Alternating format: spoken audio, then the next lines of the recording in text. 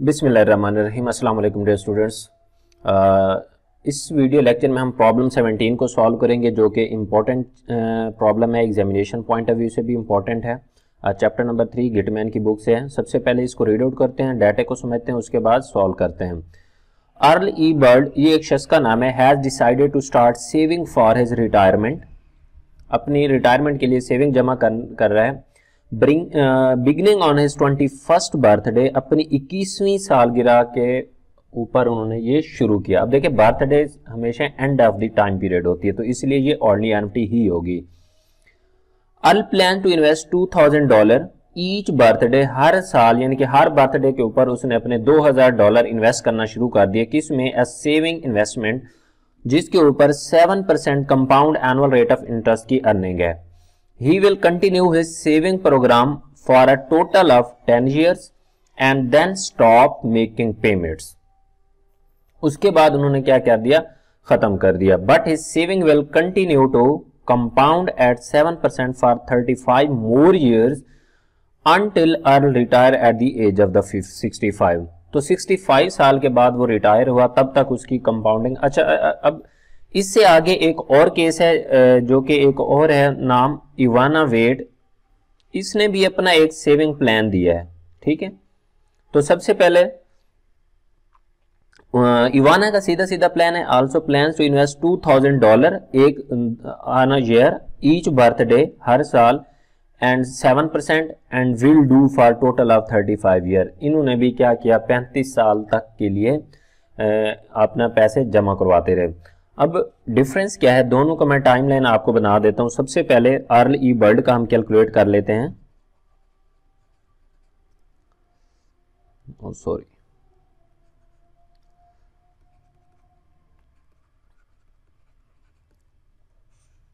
तो सबसे पहले इसको देखें टाइमलाइन। ये मैं आपको एक टाइमलाइन बना रहा हूं, ये है टोटल ऑफ 65 ईयर्स, 10, 20, 30, 40, 50, 60 एंड 65, ठीक है। ये जीरो टाइम पीरियड है। 10, 20, 30, 40, 50, 60 and 65।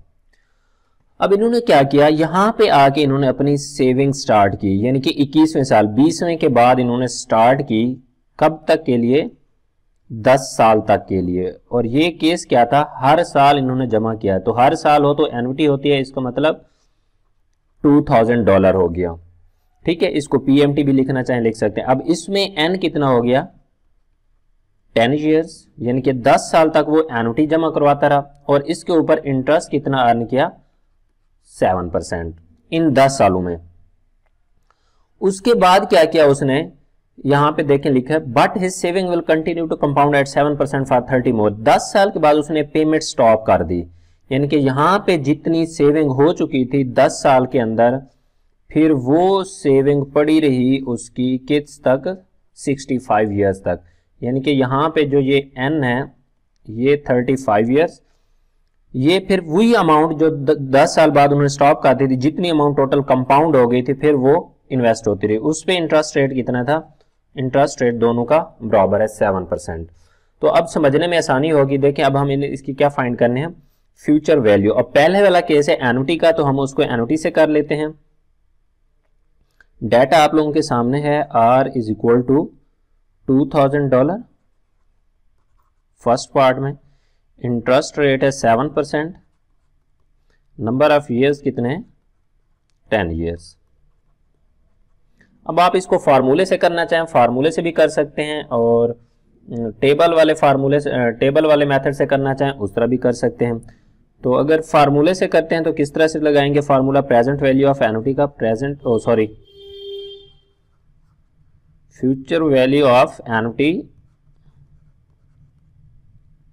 n is equal to R into 1 plus I raised to power n minus 1 divided by interest rate।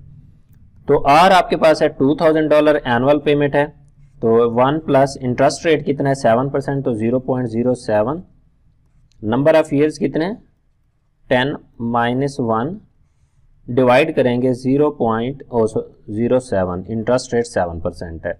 ठीक है, तो इसको आप कैलकुलेट करेंगे तो आपके पास वैल्यू आ जाएगी 2000 इंटू, ठीक है, इसका जब फैक्टर लेंगे तो ये फैक्टर आ जाएगा 13.816। इसको सॉल्व करेंगे, सबसे पहले 1.07 की पावर 10 करेंगे माइनस 1 डिवाइडेड बाई दिस, तो मल्टीप्लाई करेंगे इसको, तो ये वैल्यू आ जाएगी हमारे पास $27,632। ठीक है, तो ये होगी पहले 10 साल की फ्यूचर वैल्यू, यानी कि यहां पे जब इन्वेस्टमेंट की होगी उसने, तो यहां पे उसके पास कितनी अमाउंट थी $27,632। अब यहां से आगे कहानी स्टार्ट हुई, ये अमाउंट फिर वही रहेगी, दरमियान में इधर कोई भी कैश फ्लो अकर नहीं हुआ है इन 35 सालों में, बस यही अमाउंट 35 सालों में बैंक में जमा रही और वही अकमुलेट होती रही। तो इसी का दूसरा स्टेप देखें, जब ये 21 साल का था यानी कि 20 साल के बाद 21st बर्थ स्टार्ट किया, तो यहां पे अब जब वो यहां पे पहुंचेगा ना, तो ये वाली अमाउंट जो होगी वो उसकी क्या बन जाएगी, प्रेजेंट वैल्यू। ठीक है, अब ये प्रेजेंट वैल्यू है, हमने क्या फाइंड करना है, फ्यूचर वैल्यू आफ्टर 35 ईयर, और इंटरेस्ट रेट क्या है 7%। तो अब दूसरे पार्ट में हम इसको करते हैं, तो ये वाली वैल्यू आपकी बन जाएगी प्रेजेंट वैल्यू $27,632, इसके ऊपर इंटरेस्ट रेट हुई 7% है, और नंबर ऑफ ईयर्स कितने हैं 35। अब इसमें हमने क्या करना है, सिंपल फ्यूचर वैल्यू का फाइंड करना है। ठीक है, क्योंकि सिंगल अमाउंट बन गई। अब इसमें future value n is equal to present value into 1 plus i raise to power n। तो प्रेजेंट वैल्यू है 27,632 into 1 plus interest rate is equal to 0.07, number of years कितने 35, 27632, तो इसकी पावर लेंगे 1.07 की 35, तो इसकी पावर आ जाएगी 10.677, तो इसको मल्टीप्लाई करेंगे, वैल्यू आ जाएगी $295,027। ठीक है, ये हमारे पास होगी इसकी फ्यूचर वैल्यू। अब ये पहले का था अर्ल ई बर्ड का प्लान। ठीक है, दूसरा क्या है इवाना वेट, उसका भी हम सॉल्व करते हैं, उसके क्या रिक्वायरमेंट थी। दूसरा जो इसमें है इवाना वेट,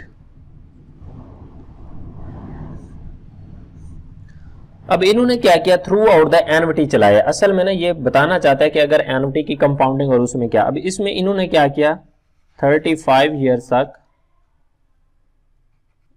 0, ये लेट्स सपोज 10 है,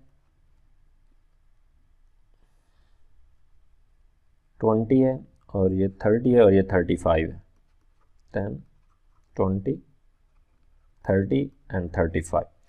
इन्होंने क्या किया, हर साल आपकी पेमेंट जो जमा कराई, यानी कि आर जो हमारे पास था इक्वल था, वो कितने थे $2,000 की अमाउंट थे, और इंटरेस्ट रेट कितना है वही, इसका इंटरेस्ट रेट कितना 7% है, और नंबर ऑफ ईयर्स भी 35। अब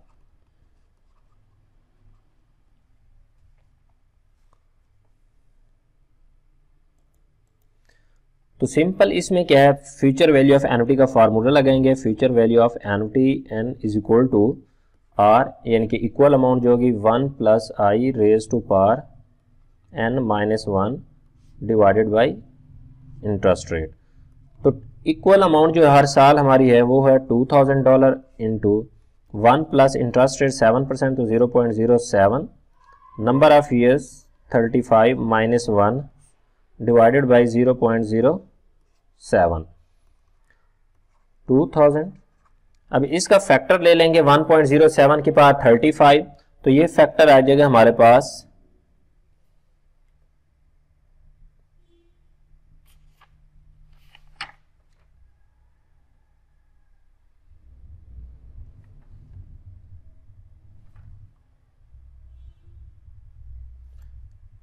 100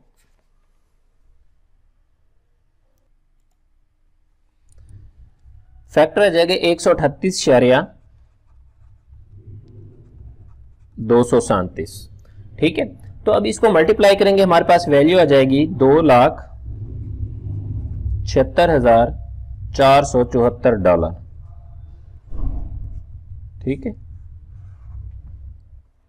ये होगी इसकी अमाउंट, फ्यूचर वैल्यू। अब दोनों में फर्क क्या है देखें। अब इन्होंने अपनी एनुटी शुरू की, लेकिन उन्होंने क्या किया, 10 साल के लिए पहले अपना एनुटी चलाई, उसके बाद 35 साल के लिए उसी को। अब बज़ाहिर वैल्यू किसकी ज्यादा आनी चाहिए, एनुटी वाले की, लेकिन इन्होंने क्या किया, यहाँ पे जो इसकी बेस अमाउंट है ना वो बहुत ज्यादा है। तो लास्ट में उन्होंने क्या पूछा था हमसे, who is better off financially at the retirement and by how much. तो इसकी 2,95,027 है, तो हम लिख सकते हैं अर्ली बर्ड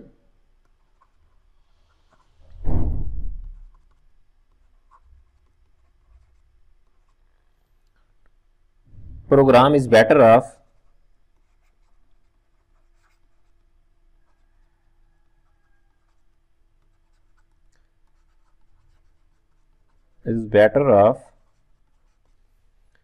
तो कितनी उसकी अमाउंट थी, 2,95,027 माइनस इसके हैं 2,76,474। तो इसका डिफरेंस लेंगे तो ये गालबन आएगा हमारे पास 18,553 डॉलर।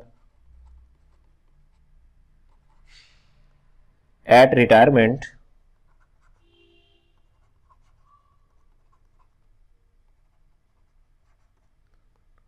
Then evaluate programme.